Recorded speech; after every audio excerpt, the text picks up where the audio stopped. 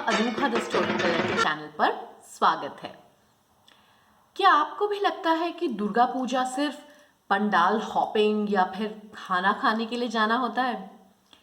तो आज आपको मैं दुर्गा पूजा के कुछ रिचुअल्स बताने वाली हूँ और वो कैसे किए जाते हैं।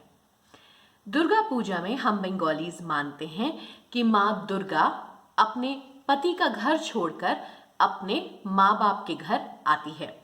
तो पहले 5 दिन वो यात्रा करती हैं अपने बच्चों के साथ, कार्तिक, गणेश, सरस्वती और लक्ष्मी के साथ। आपने देखा होगा कि दुर्गा की मूर्ति के साथ और भी कई मूर्तियां दुर्गा पूजा पंडाल में होती हैं। ये वही मूर्तियां हैं। तो शुरू करते हैं कैसे दुर्गा पूजा प्रारंभ होती है। बोधन बोधन मतलब दुर्गा पूजा षष्ठी यानी 6th डे ऑफ नवरात्रि, जिसे हम नवरात्रि कहते हैं, प्रारंभ होती है। जो एक्चुअल दुर्गा पूजा होती है वो 6th डे ऑफ नवरात्रि या नवरात्रि यानी षष्ठी को प्रारंभ होती है।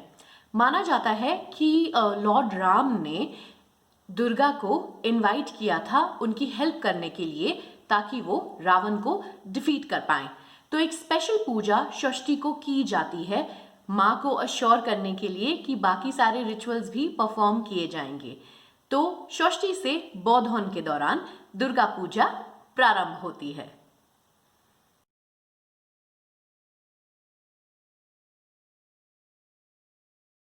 उसके बाद एक रिचुअल होता है जिसे काफ़ी लोगों को पता नहीं है, उसकी डिटेल्स। कोलाबो अगर आपने सुना है तो उस रिचुअल को कहते हैं नवपौत्रिका स्नान। शायद हमारे एग्रीकल्चरल रूट्स जो हैं ये उसको इंडिकेट करता है। तो 9 तरह के पत्ते लिए जाते हैं और उसको नदी में स्नान कराया जाता है।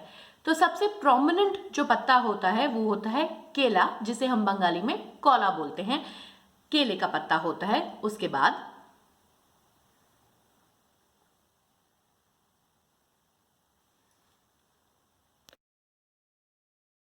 एक और रिचुअल होता है जिसे हम कहते हैं नवपत्रिका स्नान, जिसमें 9 पत्तों को एक साथ बांधकर पानी में स्नान कराया जाता है, जिसमें मोस्टली प्रोमिनेंट होता है केले का पत्ता, क्योंकि वो बड़ा होता है और वो ही दिखाई देता है और उसे यूजुअली लोग कोला बहू के नाम से जानते हैं।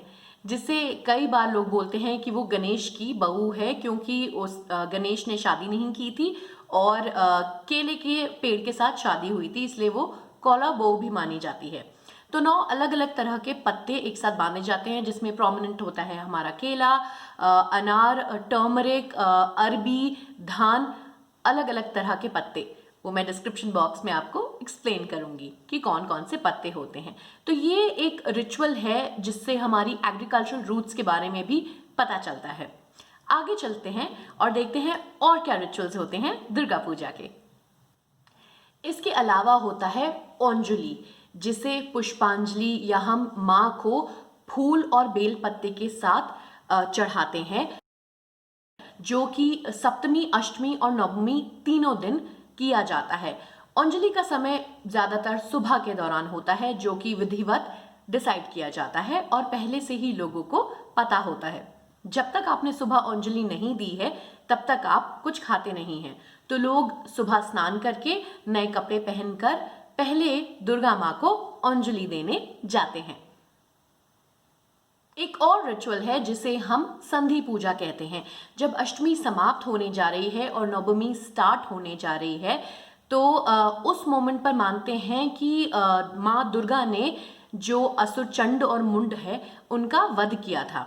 उस समय जो आपने देखा होगा एक ड्रम जिसे ढाक कहते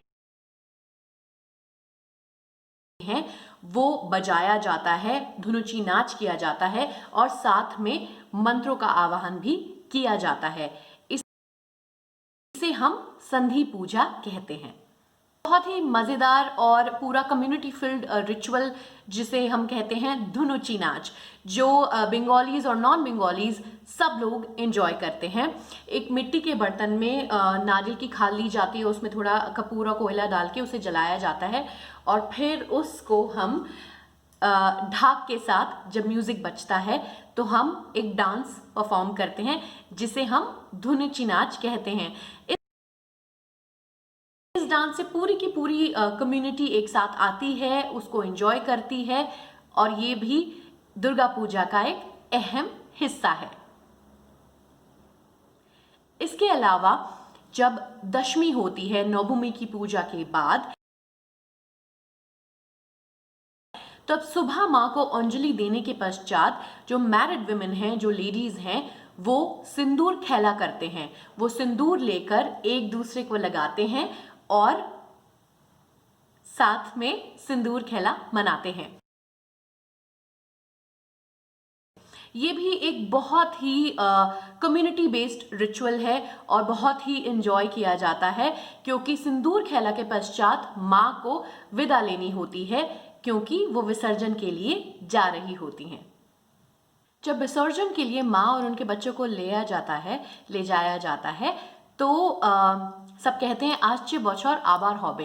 दैट मीन्स अगले साल फिर से माँ वापस आएगी, और ऐसा कहा जाता है कि वो पानी में समा जाती हैं और फिर से अपने निवास स्थान जो कि माउंट कैलाश है वहां पर चली जाती हैं। तो ये होता है विसर्जन। इसी के साथ 10वें दिन, जिसे कुछ लोग दशहरा भी कहते हैं, विजयदशमी भी कहते हैं, बंगालीज कहते हैं शुभ विजया।